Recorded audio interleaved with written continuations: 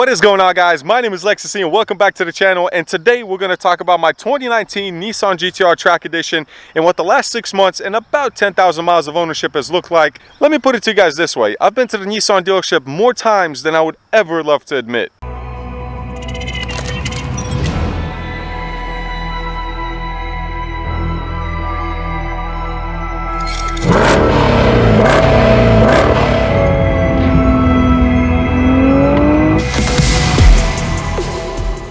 Alright guys, so as I said, this is a 2019 Track Edition. I bought it with about 6,000 miles and I've put about 16,000 miles. And I know a lot of people want to bash me for daily driving a car like this, especially a Track Edition where they only made 103 of them, or at least that's what my number is.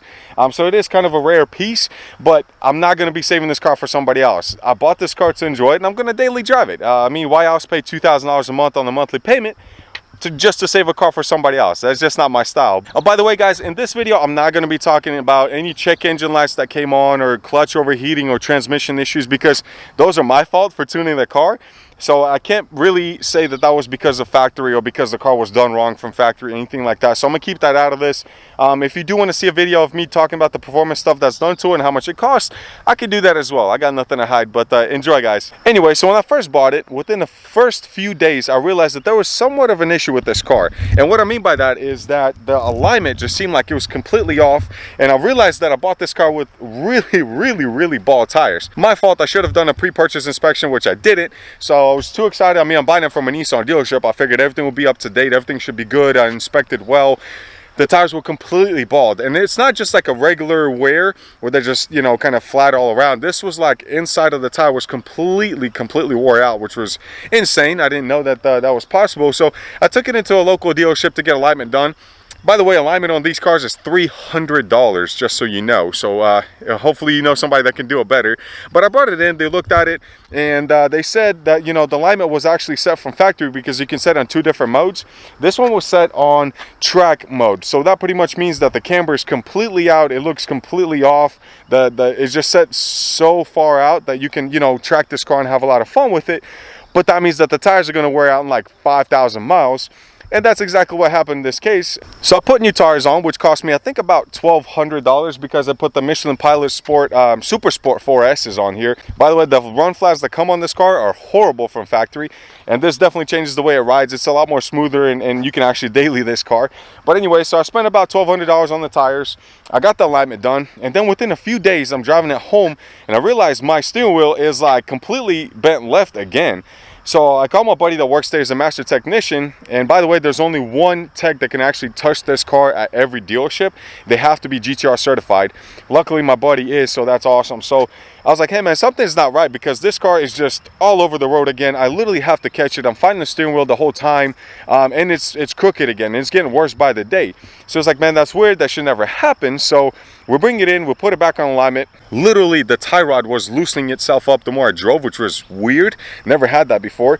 Luckily it was covered under warranty, but at the same time the car was down for another day, I think, while they ordered a new one in, put it in, did alignment again on it. So luckily that fixed the issue, but it's just weird to have such weird suspension issues at 5,000 miles. By the way, when you're buying one of these, make sure they don't have the suspension or the alignment set at track mode, because that's just, it's horrible. I mean, you're literally going to go through tires in 5,000 miles. So we'll get the alignment fixed, we'll get new tires on. I already have 2 oil changes done on this car, which of course are not free. I paid about 75 bucks for each, so now we're at $150 for oil changes plus new tires, so we're close to $1,400 on that now. So I start driving the car, and I actually go to record a video with Bros for Speed down there in Charlotte with their GTR, and it was super embarrassing because my battery in the car died.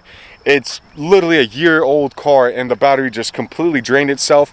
We jump started not knowing what it was. We thought it was like a bad battery drain, but every day the more I drove it, it would get worse and worse, to the point like if I parked it for 30 minutes it would just completely have to be jump started, which was embarrassing. So back to the dealership it goes. Of course we realize it just needs a battery, so that's covered under warranty. So literally right now, in the first 2 months of owning it, it's already been back to the dealership twice for repairs. So I was hoping all that was done with, and I wouldn't have any more issues. Then I come to find out that my rear brake light, let me show you because this is kind of funny. My rear brake light, which is on the carbon fiber spoiler, it's kind of like built in. You can see it right there. So that brake light, 2 or 3 of the LEDs on the back side of it are burnt out. So I'm thinking, well, it's covered under warranty, it's bumper to bumper right now, I'm going to get all these fixed. So I go back to the dealership, and my buddy sends me, well, first off, he calls me, says, hey, so playing with me, but he was like, hey, you know what, the warranty's not going to cover this this brake light. I was like, what are you talking about? I was like, yeah, so guess how much you guys think that brake light costs, which by the way has to come with a new carbon fiber spoiler because you can't just pull that out. The factory spoiler with a third brake light costs $13,000 from factory. I want that to just sink in for you. $13,000. I can find so many ways to spend that money.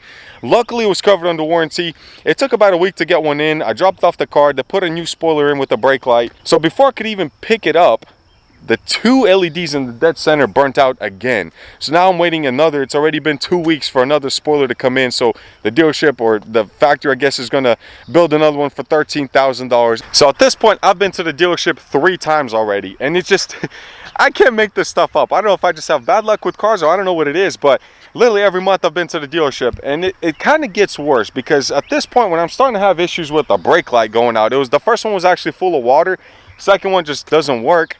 I realized, look, maybe I should just kind of see what else is wrong with this car or start paying attention a little more closely. And that's when I realized, and this part really pisses me off because I use this every day. See how this car has like this push button to lock and unlock the car because, well, you don't have like keyless entry here because of the way the door handle is made. So you press this to lock it and unlock it. So as you can tell, it works 50% of the time. Now it works. Okay, I swear to you it doesn't work. I'm actually going to show you a video of it. But literally that button will work like 50% of the time. So you come up to your car at a grocery store, you press this button, try to lock and unlock your car, and you look like an idiot because you're pressing it. They don't know if you're trying to break in or it is your car or not. So then you have to take your key out. And by the way, the trunk will only open 50% time as well through the remote. I don't know what's going on. It's not the key because we checked both batteries, we checked both keys, we've tried it, but you literally look like an idiot because the locking mechanism only works half the time. So I'm thinking as soon as my spoiler comes in, the new one from factory, I'm going to take it back and I'm going to tell them to look at that as well. But with my luck, as soon as it gets there, it's just going to work perfectly for the 100 times they'll press that button. And as soon as I get it back, it's not going to work. All right, guys, and the final issue I'm having with my GTR, and it really kind of upsets me the most because, well, it's a 2019. I should not be having this issue. And yes, I know I could probably fix it, but warranty will not cover this because it's considered a wear and tear item. And that is actually, really, yeah, see? Look at that. It's not working. I'm pressing. I mean, literally not working. Boom, right there on camera. You can see what I'm talking about. So now you have to reach out, get your key, find it, press it, and hopefully it works on the key as well. Wow, there you go. Well, I just lost 30 seconds playing with my keys.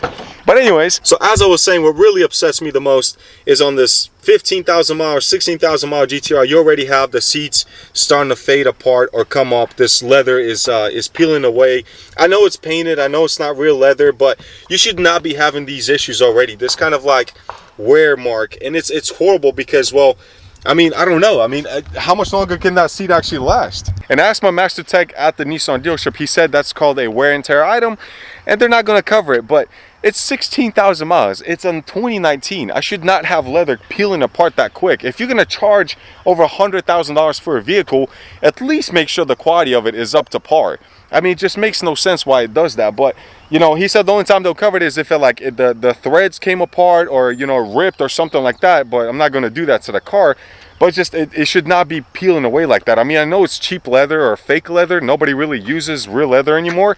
I call it pleather, but that's horrible. Like, that's very noticeable to me because getting out of the seat all the time, and the more I use it, the worse it's going to get. So I get it. Maybe people that don't daily drive the GTR don't have that issue or they don't notice it yet, but it sucks. I mean, it sucks. It's very noticeable for me. For a car that I'm trying to keep as beautiful as possible, it's painful. And, you know, of course I can replace the seat with something else, like get the, you know, Recaro seats or something off the market, but it's a Track Edition. This sucker is literally going up in value. It don't matter what I do to it, I can sell it for still over $100,000 easily right now. I actually have it up for sale for $110,000, and I got a few people actually asking for it. So if anybody's interested, let me know. Definitely has not been abused or driven hard or anything at all. Very well taken care of. No rain, no snow. It has never seen any of that, but I'm such a bad liar. But yeah, guys, that is the issues I've had. So technically I've only spent $1,400 in 6 months on the car, and that's because of course the tires was the big part of it and 2 oil changes. I mean, these tires should last me a long time. I still have a lot of tread on it, and as you guys know, I mean, I abuse this car all the time, or use it for what it's meant to be used for.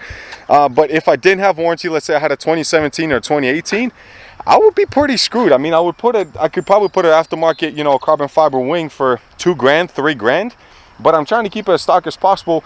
But at the same time, I shouldn't have to be complaining about all this. It shouldn't have to be an issue. I shouldn't have a brake light going out. I shouldn't have a locking mechanism issue. I shouldn't have a battery issue. I shouldn't have my leather seats coming apart either. But it is what it is. And like I said, it's a daily driven car. I mean, there's a lot of like rock chips in the paint as well, and that's upsetting. But there's nothing you can do about it. I notice them. I can see them growing every day. I'm gonna get this car ceramic coated again.